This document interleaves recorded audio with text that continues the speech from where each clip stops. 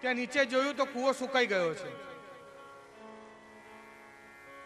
વર્ષોથી એમાં એ કૂવામાં જલ નથી. પાછા આવ્યા શ્રી હરિરાયજી પાસે. હરિરાયજીને વિનંતી કરી, કૃપાનાથ, આ કૂવો સુકાઈ ગયો છે, આમાં જલ નથી.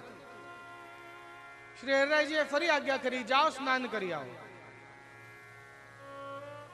કૃપાનાથ, આ કૂવો સુકાઈ ગયો છે, કે અપરસ કરી આવો, હું કહું છું ને તમને.